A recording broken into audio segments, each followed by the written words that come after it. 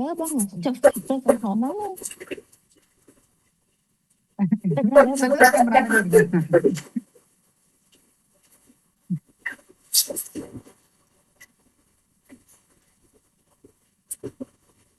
ចា៎ជាដំបូងនេះខ្ញុំសូមគោរពជំរាបសួរលោកស្រីសារាចាវិជ្ជបណ្ឌិតដែលមានវត្តមាននៅទីនេះក៏ដូចជានៅក្នុងប្រព័ន្ធ Zoom ផងដែរចា៎នេះខ្ញុំឈ្មោះរួចរយៈជាអសតការីតំណាងឲ្យ Labo Dr. Reddy ដែលលក់និងចែកចាយដោយក្រុមហ៊ុន Mega ផងដែរចា៎នៅក្នុងថ្ងៃនេះខ្ញុំចង់បង្ហាញទៅជាមួយនឹងផលិតផលខាង Labo Dr. Reddy ដែលលោកអ្នកគ្រូផាយជាបានស្គាល់ច្រើនគឺអ្នកគ្រូចា៎តែទៅជាមួយនឹងអសតស្តាំឡូចា៎ដែលខាង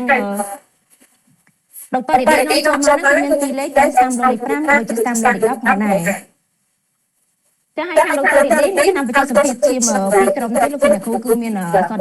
អ៊ីណាមចាអ៊ីណាឡូព្រីលេខ10មីលីក្រាមក៏ដូចជារេស៊ីឡូចារេស៊ីឡូលេខ25ក៏ដូចជារេស៊ីឡូលេខ50និងខាងដុកទ័ររីឌីមានឆ្នាំអានទីផ្លាតឡាដូចជាដែរដែលមានឈ្មោះថាក្លូពីដូក្រាគឺផ្លាក្រេចាលេខ45មីលីក្រាមក៏ដូចជាអូមេប្រាហ្សននិងឆ្នាំដែលទុកឯនោះចូលមកថ្មីនេះគឺរីវ៉ាសរ៉េតដែលជារីវ៉ាសរ៉េតលេខ10មីលីក្រាមចាដូចនៅក្នុងស្គាល់តាមឡូគឺជាអសមួយដែលមានវត្តមាននៅលើទីផ្សារប្រជាជនកម្ពុជាជិត30ឆ្នាំហើយទាំងគុណភាពក៏ដូចជាតម្លៃជាពិសេសចាក់ទៅជាមួយនឹងការគ្រប់គ្រងសុខភាពបាន24ម៉ោងឬ24ម៉ោង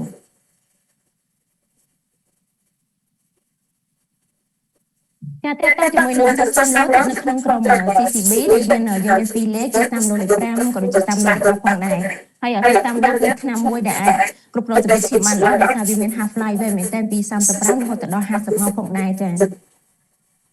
ចាហើយតើតើជាមួយនឹងសិស្សាមឡូលោកគ្រូប្រើប្រាស់សម្រាប់បញ្ចូលសុខភាពយ៉ាងមានប្រសិទ្ធភាពហើយក៏ជាឆ្នាំមួយដែលលោកគ្រូអាចប្រើប្រាស់បញ្ចូលសុខភាពជាលក្ខណៈ monotherapy ក៏បានជាមួយនឹងពុកជាមួយនឹងឆ្នាំបញ្ចូលសុខភាពជាក្រុម CCB ទៅទទួលបានប្រសិទ្ធភាពខ្ពស់ក្នុងការបញ្ចូលសុខភាពជាផងដែរចាហើយតើតើជាមួយនឹងសិស្សាមឡូលោកគ្រូឃើញគឺជាឆ្នាំមួយដែលមានប្រសិទ្ធភាពហើយសុវត្ថិភាពខ្ពស់ក្នុងការគ្រប់គ្រងសុខភាពផងដែរចាហើយតើតើជាមួយនឹងឆ្នាំមួយទៀតដែរដែលខាងទៅរីឌីមានគឺអសតអ៊ីណាមចាគឺជាអ៊ីណាណាព្រីលេខ10មីលីក្រាមដែលប្រើប្រាស់សម្រាប់អ្នកជំងឺដែលមានបញ្ហាលើសុខភាពឈាមក្រោមវ័យ55ឆ្នាំចាគុណភាពប្រសិទ្ធភាពថ្នាំគឺល្អក្នុងការប្រើប្រាស់ទាំងគុណភាពរួមទាំងតម្លៃផងដែរចាហើយលោកគ្រូអាចប្រើប្រាស់ទៅលើអ្នកជំងឺដែលគាត់មានឬក៏គ្មានជំងឺស្រពោផ្អែមក៏អាចប្រើប្រាស់អសតអ៊ីណាមនេះបានអ្នកជំងឺមានឬក៏គ្មានជំងឺដង្ហើមរំរ៉ៃក៏អាចប្រើប្រាស់អសតអ៊ីណាមនេះបានដែរ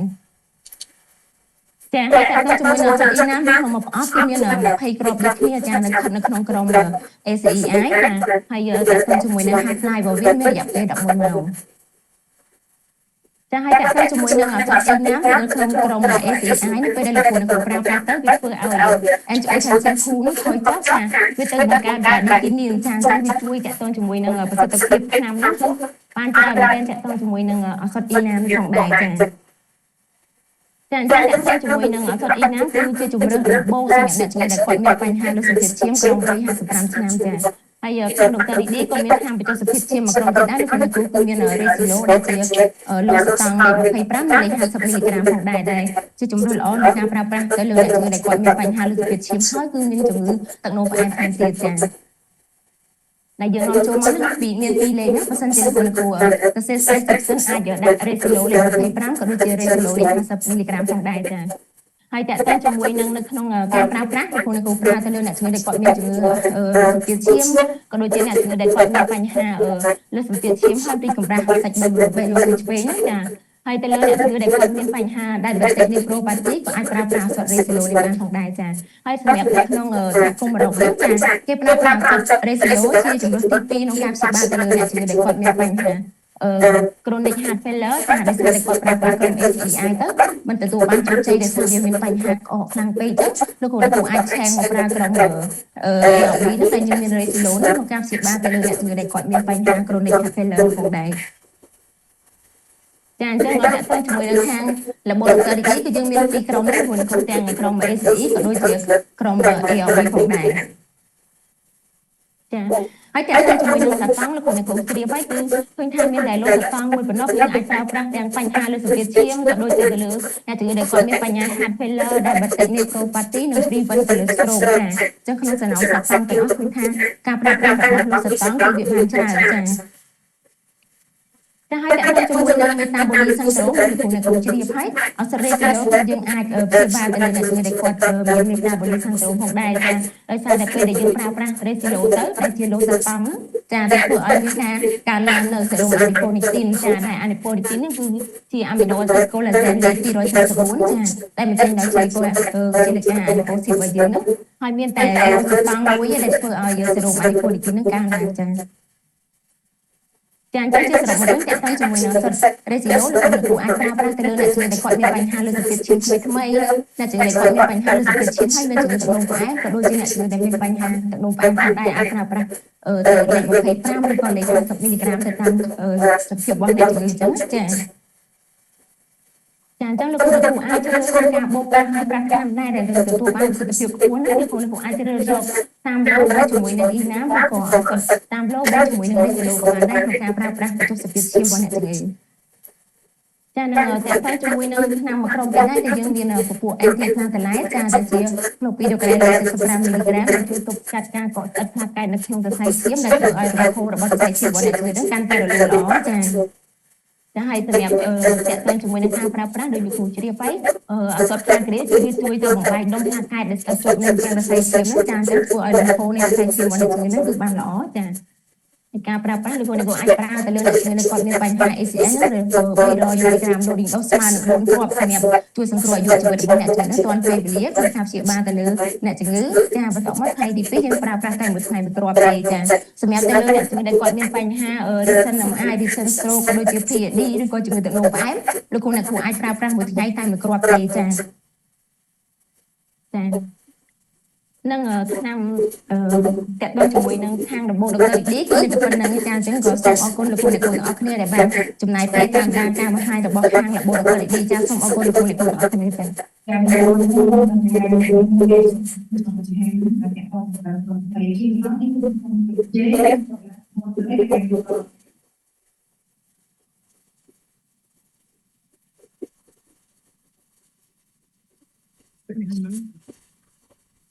เป็นรีมอนทั้งเลยนะใช่บง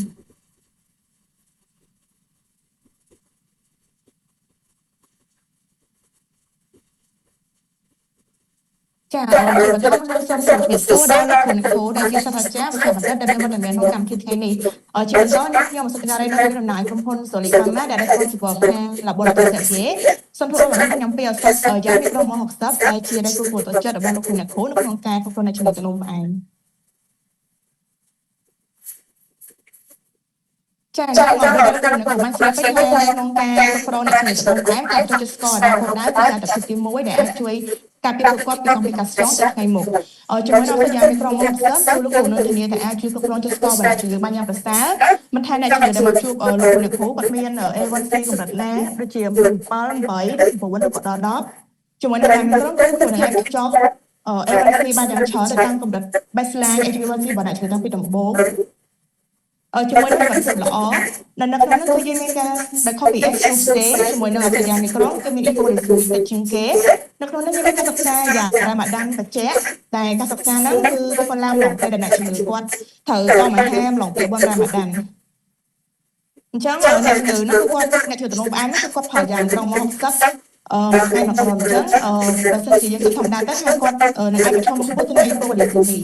ប៉ុន្តែតែតើនៅក្នុងការសិក្សាយ៉ាងរ៉ាម៉ាដានហ្នឹងឃើញថាអ្នកជំងឺគាត់អាចមាន equalization ហ្នឹងថែមតែ1.1%ហើយ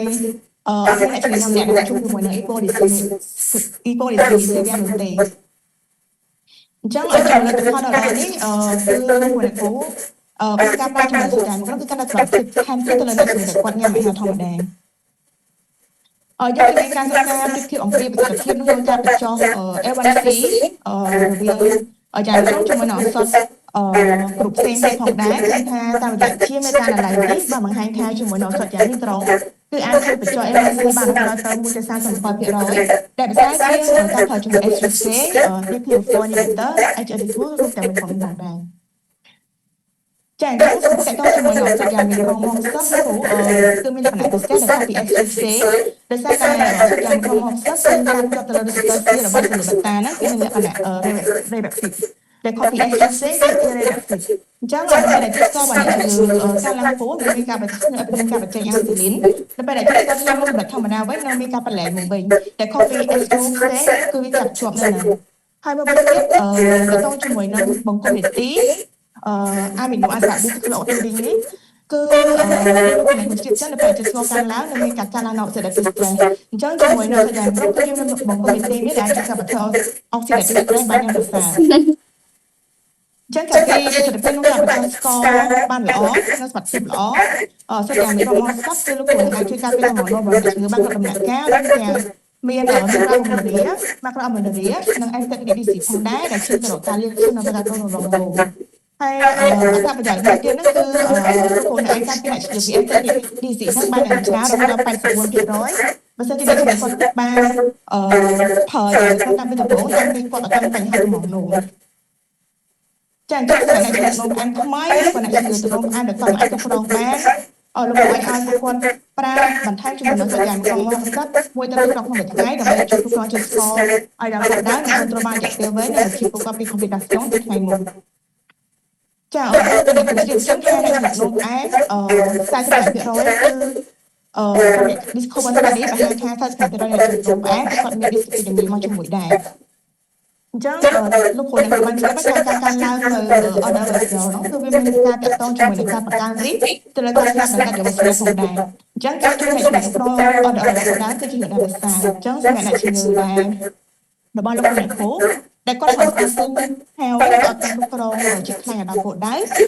លោកគ្រូអាចបន្ថែមជាមួយនឹង institute ដែលយើងមានការណែនាំពី guideline CAS ផងដែរ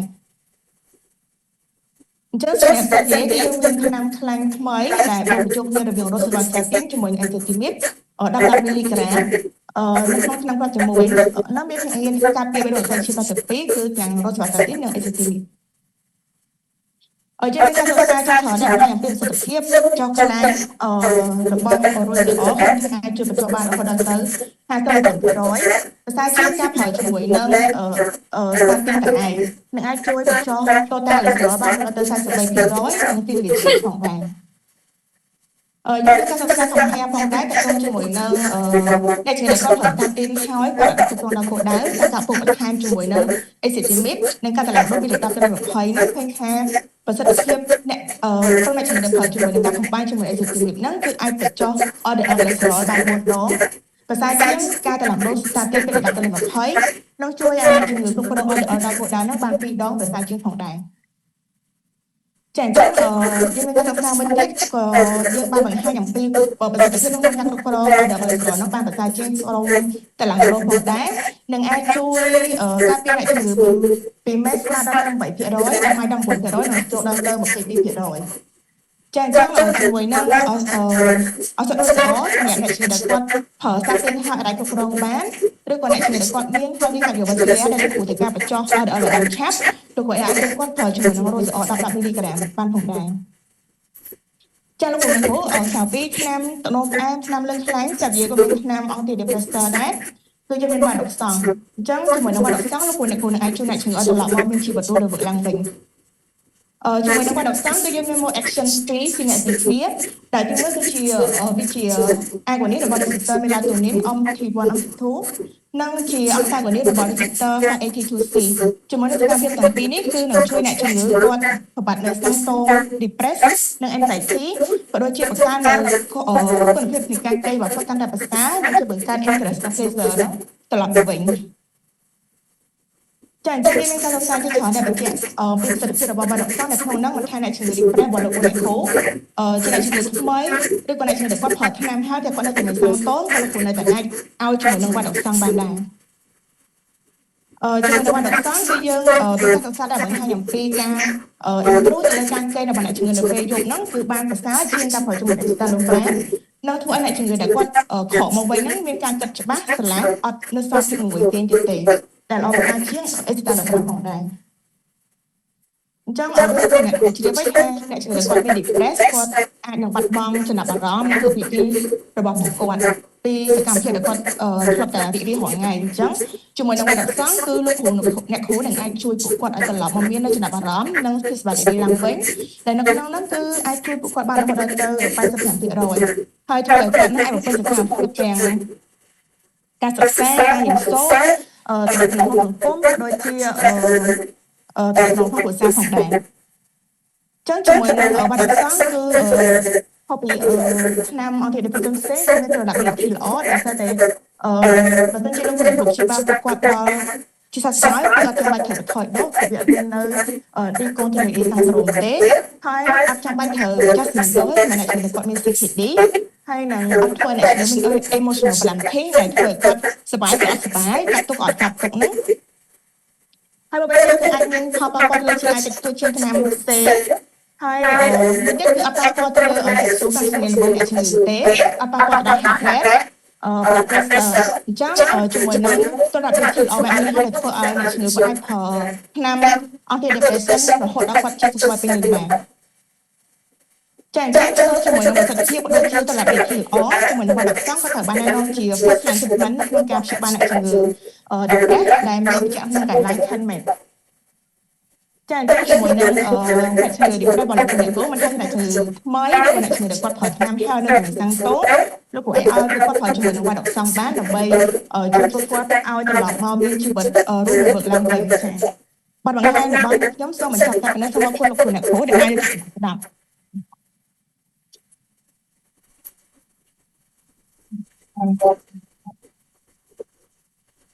ស្លាប់ទៅខ្ញុំមកនេះបែបទៅអានេះចុចទៅ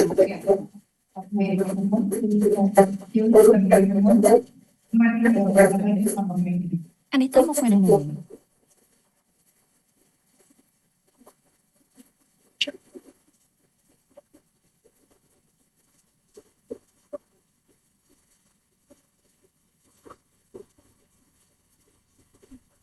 ជាបឋមខ្ញុំសូមគោរពរៀបរួលនៅក្នុងអ្នកគ្រូសាស្ត្រាចារ្យដែលមានវត្តមាននៅទីនេះក៏ដូចជាវត្តមាននៅក្នុងប្រព័ន្ធការ live អ្នកខ្ញុំមានឈ្មោះថាកមានដួងចានអ្នកខ្ញុំគឺជាអក្សរការីហើយសប្តាហ៍នេះអ្នកខ្ញុំក៏ជា product executive នៅក្នុងក្រុមហ៊ុនបានទៀតដល់មុននឹងចូលទៅដល់ slide presentation នេះខ្ញុំសូមបង្ហាញតិចអំពី background របស់ក្រុមហ៊ុនក្រុមហ៊ុនបានទៀតដល់គឺមានវត្តមាននៅក្នុងភាសាគឺចាប់ពីឆ្នាំ1960ដល់ជាកិច្ចមកដល់បច្ចុប្បន្នគឺមានរយៈពេលជាង65ឆ្នាំហើយយើងក៏បានតែងរោងចក្រមើលហើយនឹងរកនៅក្នុងប្រទេសប៉ាគីស្ថានដូចគ្នា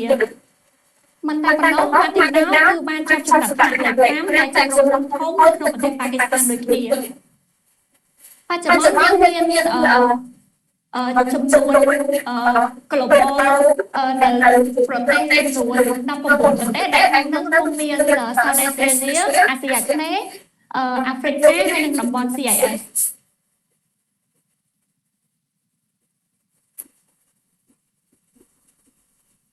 យើងមាននៅនេះថាពាក់ព័ន្ធជាមួយនឹងបញ្ហាលើសសម្ពាធឈាមគឺជាបញ្ហាដែលប្រឈម global ដូច្នេះហើយយើងឃើញថាមានអត្រាកើនរហូតដល់ 1.56,000 លាននាក់នៅទូទាំងពិភពលោកដែលយើងអាចស្វែងថាប្រហែលជាអាច70% នៃប្រជាជនជាតិហើយថ្ងៃនេះខ្ញុំនឹងលើកយក product ចំនួន2ដែលទី1គឺយើងនឹងនិយាយអំពី berry ថាសកម្មគឺ Nebbiolo ចំពោះ Nebbiolo គឺជា third generation នៃពពួកhighly selective beta 1 adrenergic receptor blocker ដែលវាមាន unique តាក់ទងជាមួយនឹងnitric oxide mediated vasodilator ហើយវាមានមុខងារសំខាន់សម្រាប់ព្យាបាលតាក់ទងជាមួយនឹងបញ្ហាលើសសម្ពាធឈាម heart failure post myocardial infarction angina pectoris ហើយនិង arrhythmia ឥឡូវយើងចូលមកដល់ clinical study ទី1ដែលយើងនឹងនិយាយអំពី senior trial តែក្នុងហ្នឹងគឺយើងធ្វើការសិក្សាទៅលើអ្នកជំងឺដែលគាត់មាន heart failure អ្នកចំនួនយកមកសិក្សាគឺមាន 2128 នាក់ហើយក្នុងហ្នឹងក៏យើងធ្វើការសិក្សាទៅលើអាយុចាប់ពី70ឆ្នាំឡើងដោយ New York Heart Association Class 2 to Class 4 ហើយក្នុងហ្នឹងក៏យើងឃើញថាតកតងជាមួយនឹង outcome គឺអ្នកជំងឺដែលគាត់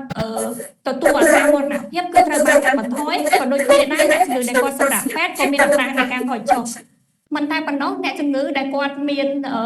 ជំងឺផ្សេងលេងឡំចូលគ្នាគឺគាត់ well tolerate ជាមួយនឹង Nebivolol ដូចគ្នាហើយមួយទៀតក៏ឃើញថាមានអត្រានៃការថយចុះនៃ side effect របស់ថ្នាំដូចជាអ្នកជំងឺដែលគាត់មានបេះដូងរត់យឺត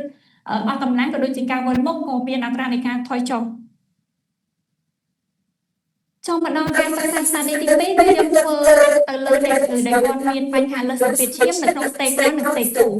ការសិក្សានេះផងដែរយើងធ្វើទៅលើអ្នកជំងឺ1811នាក់ហើយយើងសង្កេតឃើញថាអ្នកជំងឺគឺមានការថយចុះនៅ systolic blood pressure រហូតដល់12.4 mmHg ហើយនឹង diastolic 1.1 mmHg ហើយនៅបំផុតក៏មានការថយចុះ 9.2មិនតែប៉ុណ្ណោះក៏យើងមាន tolerability នៃបញ្ហាសាវ័យមួយចំនួនដូចជាការជិះក្បាលការអស់កម្លាំងហើយនិង naropharyngitis ការសិក្សាមួយទៀតគឺយើងធ្វើទៅលើអ្នកជំងឺដែលគាត់មាន essential systemic arterial hypertension ហើយយើងធ្វើនេះគឺយើង compare រវាងពពួក Nebivolol ជាមួយនឹង beta blocker មានទាំង diuretic មានទាំង AOB CCB ហើយទាំង ACE inhibitor ចំពោះការសិក្សានេះគឺយើងធ្វើទៅលើមនុស្សច្រើនដែលមានរហូតដល់12,465 នាក់ហើយយើង include ទាំងអ្នកជំងឺដែលមានទឹកនោមផ្អែមដែរអញ្ចឹងជាលទ្ធផលយើងឃើញថា Nebivolol វា control systemic បន្តគឺ systolic blood pressure គឺវា similar គ្នាជាមួយនឹងពពួក beta blocker ហើយនិង diuretic ប៉ុន្តែភាពខុសប្លែកគ្នាគឺវា more effect តកតងជាមួយនឹង effective ទៅលើពពួក diastolic គឺបានល្អជាងពពួក beta blocker ហើយនិងពពួក AOB diuretic ហើយនិង CCB ចំណែកឯ mechanism benefit គឺយើងឃើញថាពពួក Nebivolol គឺមាន nitric oxide ដែលវាជួយតកតងជាមួយនឹងថយចុះនៃប្រភេទ oxidative stress ហើយនឹងវាជួយ improve បានល្អទៅនឹង endothelial function ហើយនឹងមួយទៀតគឺវាជួយបន្ថយនៅ platelet aggregation ហើយនឹង leukocyte adhesion ចូលមកដល់ product មួយទៀតគឺbrand name ឈ្មោះ Lodopin V សារធាតុសកម្មគឺយើងមានពីរមុខ combination គឺ amlodipine ហើយនិង valsartan ចំពោះ case study ទី1គឺយើងនឹងនិយាយអំពីការ compare រវាង amlodipine សំទោសមូលហេតុអីបានជាយើងមានពីរមុខគ្នាគឺដោយសារតែតាមរយៈការសិក្សាយើងឃើញថាការប្រើប្រាស់ថ្នាំទៅមុខវាអាចឈាមស្លាកកែគោលបន្ថយនៅ blood pressure របស់អ្នកជំងឺបានទេដូច្នេះហើយយើងមានពពួក Lodopin V ដែលជាប្រភេទ calcium channel blocker ជាមួយនឹង AOB ដែលក្នុងនោះគឺ approved ដោយ FDA ជា first line therapy ហើយនឹងវាជួយឲ្យអ្នកជំងឺនោះគឺគាត់អាចឈាមស្លាកកែគោលរបស់គាត់បានចំពោះ case study ទី1គឺយើងធ្វើឡើងដោយ compare រវាង valsartan ជាមួយ amlodipine single pill combination ការសិក្សានេះយើងធ្វើទៅលើអ្នកជំងឺ1184នាក់ដែលជាលទ្ធផលយើងឃើញថាអ្នកជំងឺគាត់មាន low AT1 12.7% ហើយក៏គាត់មានការដែលគាត់ទៅតាមឆ្នាំគឺគាត់នៅតែបន្តបានរហូតរហូតដល់ 96.9% អញ្ចឹងមិនថាគឺគាត់អត់មានការ give up នៅក្នុងការប្រើប្រាស់ថ្នាំនេះទេហើយចំពោះ efficacy blood pressure របស់គាត់គឺមានការថយចុះ systolic 29.6% ក៏ដូចជា diastolic ថយចុះ 14.7%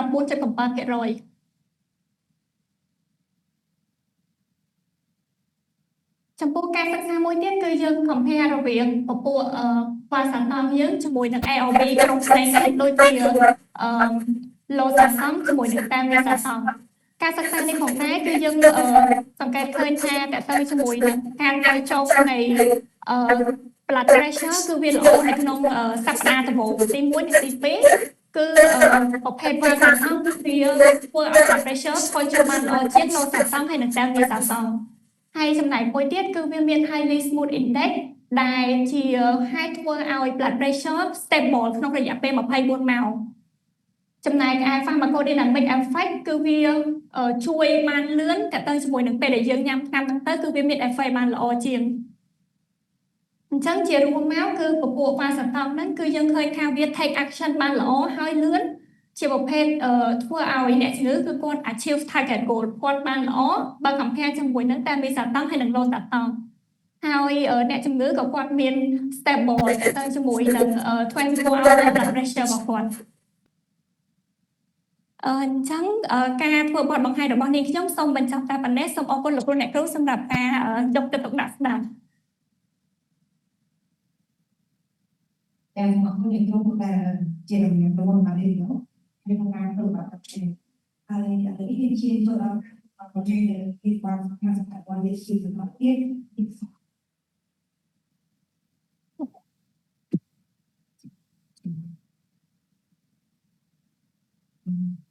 មានសំខាន់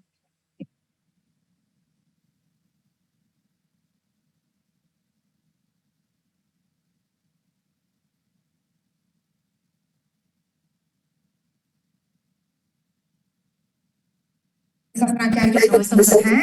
ដែលជាប្រធានអនិតេជំនួយទូទៅនៃវិទ្យាកាលម៉ានហើយក៏ជាប្រធានសមាគមបច្ចេកវិទ្យាទឹកនោមផ្អែមនិងប្រពៃកម្ពុជាផងដែរសូមគោរពអញ្ជើញមកកាន់វេទិកាមួយនេះ